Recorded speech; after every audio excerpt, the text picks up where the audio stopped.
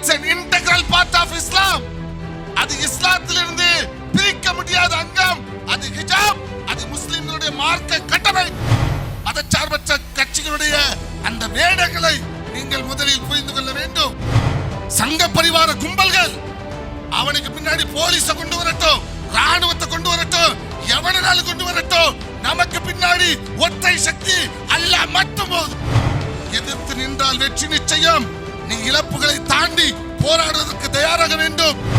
இந்த மதவெறி பிடித்த RSS கும்பல்களை இந்து சமூகத்திலிருந்து தனிமைப்படுத்த வேண்டும், திரட்ட வேண்டும்.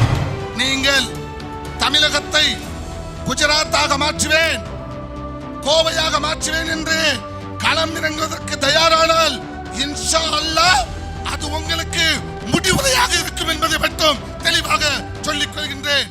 கர்நாடகா மதவெறி பாஜக அரசு காலங்காலமாக பள்ளி கல்லூரிகளுக்கு முஸ்லிம் மாணவிகள் தலைமுக்காடு அணிந்து சென்றதை தடை செய்து ஒரு அரசாணையை பிறப்பித்தது.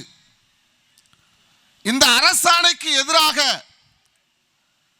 அந்த மாணவிகள் உயர் நீதிமன்றத்தை நாடுகின்றார்கள். அரசியல் சாசனத்திற்கு முரணான அரசாணையை பிறப்பித்த அந்த அரசாணைக்கு தடை உத்தரவு வாங்கி மீண்டும் தன்னுடைய தலைமுக்காடை அணிய வேண்டும் என்ற ஒரு மனப்பாங்கோடு அந்த மாணவிகள் நீதிமன்றத்தின் மேல் நம்பிக்கை வைத்து அவர்கள் நீதிமன்றத்தை நாடுகின்றார்கள். ஆனால் கர்நாடக உயர் நீதிமன்றமோ அரசியல் சாசனத்துக்கு முரணாக மீண்டும் அப்பட்டமாக ஒரு அநீதியான தீர்ப்பை, ஒரு நிராகரிக்கப்பட வேண்டிய தீர்ப்பை வழங்கியிருக்கின்றது. அரசியல் சாசனத்தின் அடிப்படையில் நீதி வழங்க வேண்டிய நீதிபதிகள் முல்லாக்களாக, உலமாக்களாக மாறி குர்ஆனை வேதம் கற்றறிந்த அறிஞர்களிடம் விளக்கம் கேட்க வேண்டியதை விடுத்து சொந்த புத்தியை கொண்டு குர்ஆனை ஆய்வுக்கு உட்படுத்தி அவர்கள் ஒரு தப்பான, மிகவும் மோசமான, முன்மாதிரியான தீர்ப்பை வழங்கியிருக்கின்றார்கள். எந்த அளவிற்கு என்று சொன்னால், ஹிஜாப் it's an essential part of இஸ்லாமா இல்லையா என்பதை அவர்கள் விவாதிக்கின்றார்கள். It's an integral part of இஸ்லாமா இல்லையா என்று விவாதிக்கின்றார்கள். யார் நீதிபதிகளுக்கு குர்ஆனை குறித்து ஆய்வு செய்வதற்கு அனுமதி கொடுத்தது? ஆதலால் இந்த தீர்ப்பு நிராகரிக்கப்பட வேண்டிய தீர்ப்பு. ஹிஜாப் it's an integral part of இஸ்லாம். அது இஸ்லாத்திலிருந்து பிரிக்க முடியாத அங்கம். அது ஹிஜாப், அது முஸ்லிம்களுடைய மார்க்க கட்டளை. அதை ஒரு காலம் நாங்கள் விட்டுக் கொடுக்க தயாரில்லை என்பதைத்தான் இந்த மாநாட்டின் வாயிலாக நாங்கள் அரசுக்கும் நீதிமன்றத்துக்கும் பிரகடனப்படுத்துகின்றோம். ஆதலால் உச்ச நீதிமன்றத்தில் சென்றிருக்கக்கூடிய இந்த வழக்கு, உச்ச நீதிமன்றம் அரசியல் சாசனத்துக்கு முரணாக வழங்கியிருக்கக்கூடிய இந்த தீர்ப்பை ரத்து செய்து அரசியல் சாசனம் வழங்கியிருக்கக்கூடிய உரிமையை நிலைநாட்ட வேண்டும். அதன் மீது நாங்கள் நம்பிக்கை கொள்கின்றோம், தொடர்ந்து போராடுவோம் என்பதை ஆரம்பமாக சொல்லிக்கொள்ள கடமைப்பட்டிருக்கின்றேன். அதேபோல் எனதருமை சமுதாய சொந்தங்களே, இத்தனை ஆண்டுகளாக இல்லாத ஹிஜாபுடைய பிரச்சனை, ஆயிரக்கணக்கான ஆண்டுகளாக இல்லாத பிரச்சனை திடீரென ஏன் விஸ்வரூபம் எடுக்க வேண்டும்? திடீரென அது ஏன் பூதாகரமாக மாற்ற வேண்டும்? இதுதான் நமக்கு முன்னால் இருக்கக்கூடிய கேள்வி. நீங்கள் நன்றாக விளங்கிக் கொள்ள வேண்டும். ஹிஜாப் ஆரம்பமும் அல்ல, முடிவும் அல்ல. நேற்று முத்தலாக்கிலே கை வைத்தார்கள், பாபரி மஸ்ஜிதிலே கை வைத்தார்கள், குடியுரிமையை பறிக்கக்கூடிய CAA சட்டத்தை நிறைவேற்றினார்கள். முஸ்லிம்களை அங்கொன்றும் இங்கொன்றுமாக நூற்றுக்கணக்கான முஸ்லிம்களை அடித்துக் கொள்கின்றார்கள். தற்போது ஹிஜாபுடைய பிரச்சனை எழுப்புகின்றார்கள். அடுத்து ஹலால் முஸ்லிம்கள் மேற்கொள்ளக்கூடிய புனித போர் என்று பாஜகவுடைய தேசிய பொதுச் செயலாளர் இன்றைய தினம் அறிவித்திருக்கின்றார். அடுத்து முஸ்லிம்கள் தொழுகையை இடையூறு செய்யக்கூடிய காரியங்களில் ஈடுபட்டு வருகின்றார்கள். பள்ளிவாசல் கட்டுவதில் பிரச்சனை உண்டாக்கி கொண்டிருக்கின்றார்கள். கபர்ஸ்தானை விஸ்தீர்ணப்படுத்துவதில் பிரச்சனை உண்டாக்கி கொண்டிருக்கின்றார்கள். இப்படி தொடர்ச்சியாக முஸ்லிம்களுக்கு எதிரான பிரச்சனைகளை முஸ்லிம்கள் இல்லாத இந்தியாவை உருவாக்கும் நோக்கில் அவர்கள் தொடர்ச்சியாக செயல்பட்டு கொண்டே இருப்பார்கள். இதுதான் நமக்கு முன்னாடி இருக்கக்கூடிய சவால். இந்த சவாலை நீங்களும் நானும் எவ்வாறு எதிர்கொள்ள போகின்றோம், எவ்வாறு எதிர்கொண்டோம் என்பதும் நமக்கு முன்னால் இருக்கக்கூடிய கேள்வி. நீங்கள் நன்றாக யோசித்து பாருங்கள். முத்தலாக்கிலே கை வைத்தார்கள், தேசம் முழுவதும் போராடினோம். அல்லாஹ்வுடைய ஷரியாவிலே கை வைத்தால் என்ன நடக்கும் என்று தெரியாது என்று கர்ஜித்தோம். முத்தலாக்கிலே கை வைத்து முடித்தார்கள், அமைதியாக மட்டுமே கடந்து சென்றோம். பாபரி மஸ்ஜித் RSS பயங்கரவாதிகளிடம் ஒப்படைக்கப்பட்டது. இடித்த பயங்கரவாதிகள், இடித்த குற்றவாளிகள் தண்டிக்கப்படவில்லை. ஆனால் இடித்த பயங்கரவாதிகளுடைய கையில் நிலத்தை ஒப்படைத்து அப்பட்டமான அநீதியான தீர்ப்பை உச்ச நீதிமன்றம் வாசித்து முடித்தது. அமைதியாக மட்டுமே கடந்து சென்றோம். முஸ்லிம்கள் அடித்து கொலை செய்யப்பட்ட நிகழ்வு அகலாக்கில் தொடங்கி கடந்த வாரம் யூபியிலே யோகி பொறுப்பேற்று 2 முஸ்லிம்கள் கொடூரமாக கொல்லப்பட்டிருக்கின்றார்கள். அமைதியாக கடந்து சென்று கொண்டிருக்கின்றோம். நாளாந்திரம் நடக்கக்கூடிய முஸ்லிம் படுகொலைக்கு எதிராக சின்ன குரல் கூட எழுந்து வரவில்லை. சிஏ உன்னுடைய குடியுரிமையை பறிக்கப் போகின்றான் என்று சொன்னவுடன் மாத்திரம் இதற்கு மேல் வழி இல்லை என்று ஓங்கி ஒலிக்க தொடங்கினோம். டெல்லி முதல் கன்னியாகுமரி வரைக்கும் வீதியில் இறங்கி போராடினோம். மிகப்பெரிய போராட்டம், 2ஆம் சுதந்திர போராட்டத்திற்கு வழிவகுக்கக்கூடிய போராட்டம், எந்த மாற்று கருத்தும் இல்லை. ஆனால் கொரோனா அதற்கு விடை கொடுத்தது. சிஏஏ சட்டம் இன்னும் வாபஸ் வாங்கப்படவில்லை என்பதை நாம் நினைவில் கொள்ள வேண்டும். இப்போது ஹிஜாப், முஸ்லிம்களில் இருக்கக்கூடிய சில புத்திஜீவிகள் ஏன் போராட வேண்டும்? தேவையில்லாத போராட்டம். கர்நாடகாவிலே தானே பிரச்சனை, ஏன் தமிழ்நாட்டில் போராட வேண்டும்? ஏன் பழனியிலே போராட வேண்டும் என்று சிந்தித்துக் கொண்டிருக்கின்றார்கள். ஆக நமக்கு எதிராக நடக்கக்கூடிய எல்லா அநீதிகளுக்கும் மௌனத்தை மட்டுமே பதிலாக கொடுத்து கடந்து வந்து கொண்டிருக்கின்றோம். இப்போது நமக்கு முன்னால் இறுதியாக ஒரு ஆயுதத்தை வைத்திருக்கின்றார்கள். முஸ்லிம்களை பகிரங்கமாக இனப்படுகொலை செய்வதற்கான ஒரு அறைகூவலை சங்க பரிவாரம் எடுத்திருக்கின்றது. நாம் என்ன செய்ய போகின்றோம்? இதுதான் நமக்கு முன்னால் இருக்கக்கூடிய மிக முக்கியமான ஒரு கேள்வி. இந்த மாநாட்டினுடைய செய்தியாக எங்களுடைய தேசிய செயற்குழு உறுப்பினர் பதிவு செய்தாரே, இனப்படுகொலை நமக்கு முன்பாக வரப்போகின்றது என்று எல்லோருமே சொல்லிக் கொண்டிருக்கின்றார்கள். சங்க பரிவார்கள் ஆயத்த பணியில் இருந்து கொண்டிருக்கின்றார்கள். நாம் என்ன செய்ய போகின்றோம்? இதுதான் நமக்கு முன்னால் இருக்கக்கூடிய பிரத்யேகமான ஒரு கேள்வி. மதச்சார்பற்ற கட்சிகள் நமக்கு நேர்ந்த இத்தனை அக்கிரமங்களுக்கு எதிராக எவனாவது நமக்காக குரல் கொடுத்து உரிமையை மீட்டு தந்தான் என்று சரித்திரத்தில் இருக்கின்றதா?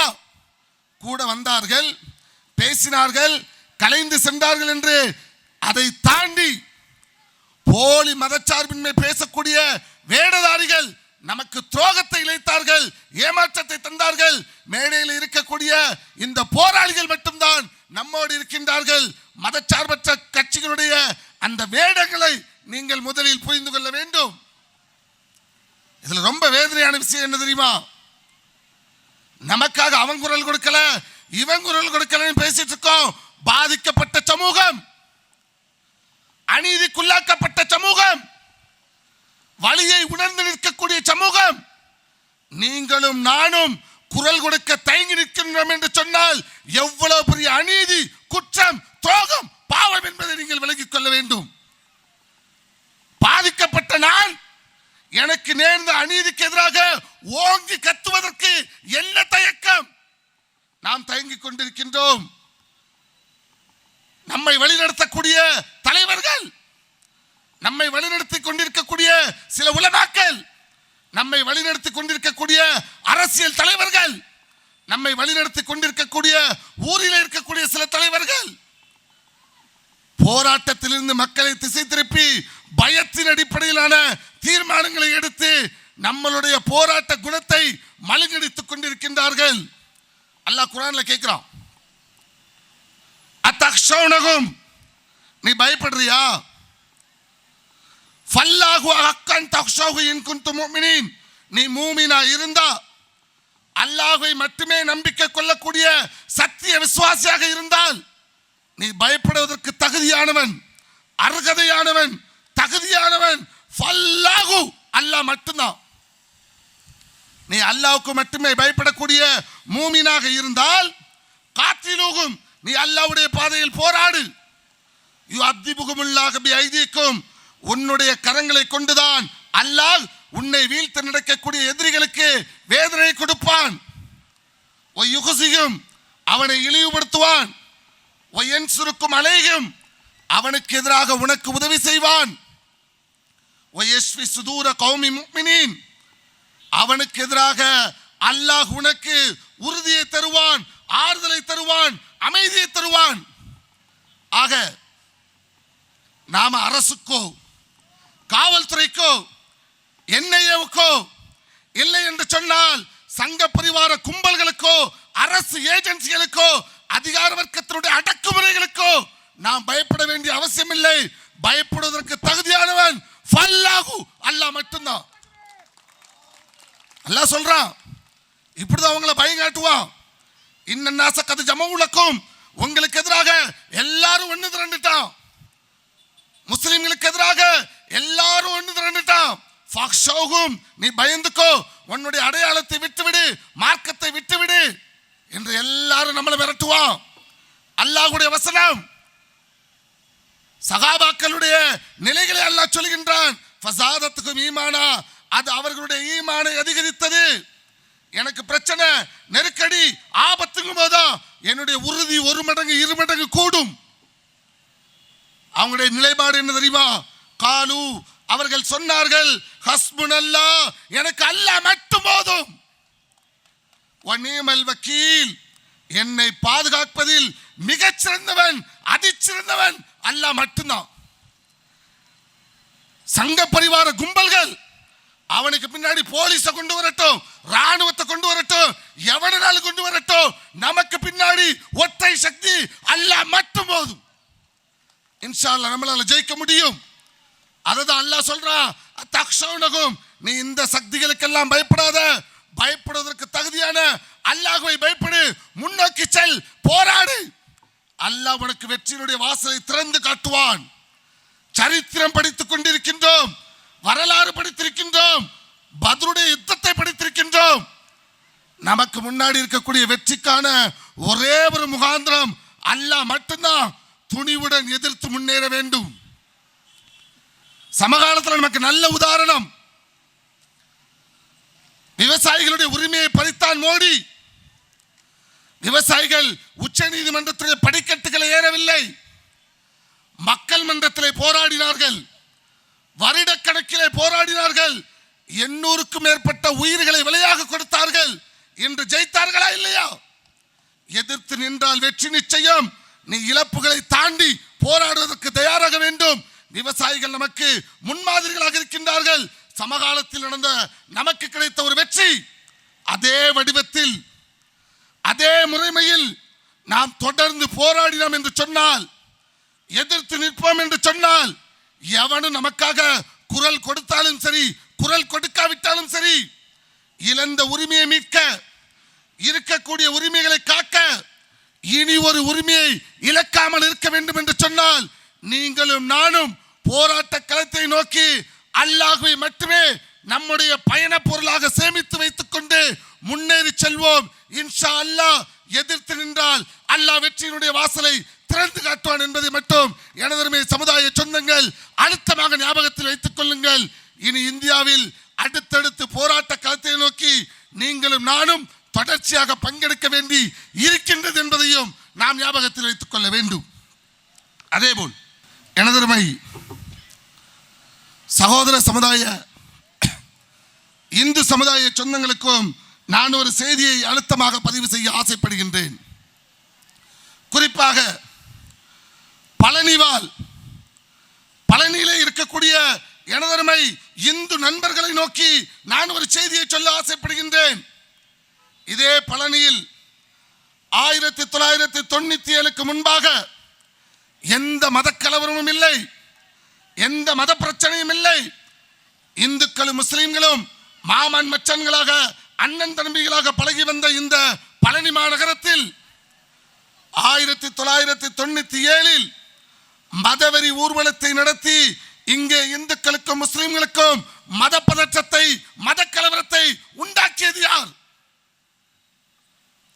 வியாபாரிகளை இந்துக்கள் என்றும் முஸ்லிம்கள் என்று பிரித்து மலை மேல் இருந்த முஸ்லிம் வியாபாரிகளை அடிவாரத்தில் கொண்டு வந்து நிறுத்தியது யார்? அடிவாரத்தில் இருக்கக்கூடிய முஸ்லிம் வியாபாரிகளை அதிலிருந்து துரத்துவதற்கு முயற்சித்துக் கொண்டிருப்பது யார்? பள்ளிவாசல் கட்டுவதில் தடங்களை ஏற்படுத்துவது யார்?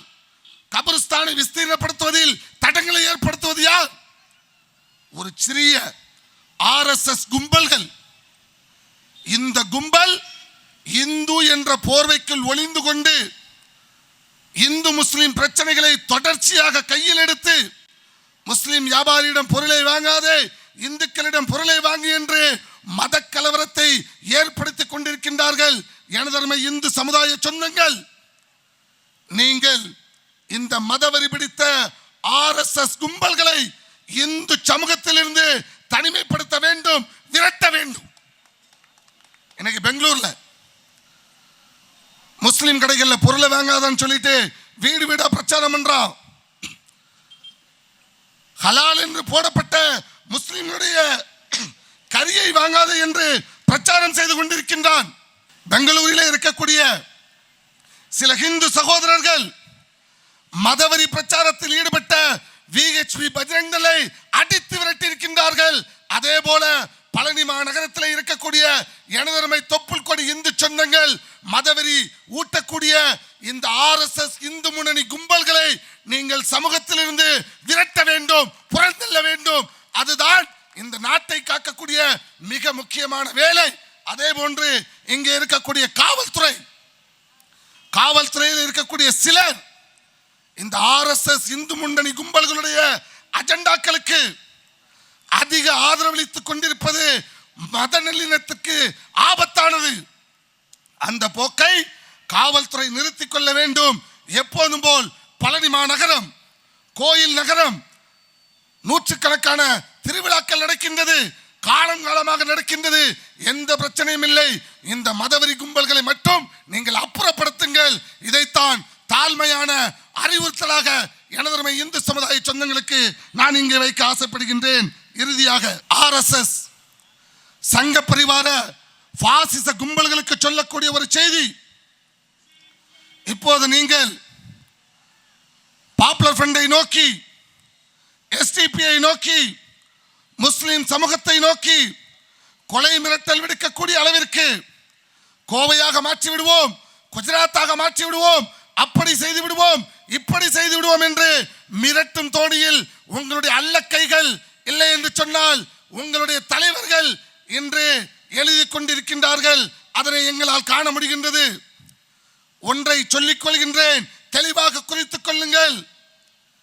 நீங்கள் தமிழகத்தை குஜராத்தாக மாற்றுவேன், கோவையாக மாற்றுவேன் என்று களம் இறங்குவதற்கு தயாரானால் இன்ஷா அல்லாஹ் அது உங்களுக்கு முடிவுரையாக இருக்கும் என்பதை மட்டும் தெளிவாக சொல்லிக் கொள்கின்றேன். பாதிப்பினுடைய வலி இன்னும் எங்களுடைய உள்ளங்களில் கனந்து கொண்டிருக்கின்றது. குஜராத்தில் கொல்லப்பட்ட ஆயிரக்கணக்கான என்னுடைய சகோதரனுடைய அழுகுரல் என்னுடைய உள்ளத்தில் ஒலித்துக் கொண்டிருக்கின்றது. மறக்கவில்லை, மறக்க மாட்டேன். எனக்கு இன்ஷா அல்லாஹ் வாய்ப்பு கிடைத்தால் அந்த வாய்ப்பை நீ ஏற்படுத்தி தருவாய் என்றால் நீ குஜராத்தாக மாற்றுவதற்கு, சுடுகாடாக மாற்றுவதற்கு தயார் என்று சொன்னால் இன்ஷா அல்லாஹ் தமிழக மண்ணிலே முஸ்லிம்களும் எனதருமை இந்து சகோதரர்களும் என்னுடைய தலித் சொந்தங்களும் என்னுடைய கிறிஸ்தவ அன்பர்களும் ஒன்றிணைந்து உன்னுடைய அந்த மதவாத சிந்தனையை, அந்த மத கலவரத்தை உனக்கு ஒரு முடிவுரை எழுதுவதாக மாற்றுவோம் என்பதை இத்தருணத்தினூடாக நான் பதிவு செய்து வாய்ப்புக்கு நன்றி கூறி விடைபெறுகின்றேன். வாஹிர்தவானா அனில் ஹம்துலில்லாஹி ரப்பில் ஆலமீன். அஸ்ஸலாமு அலைக்கும் வரஹ்மத்துல்லாஹி வபரகாத்துஹு.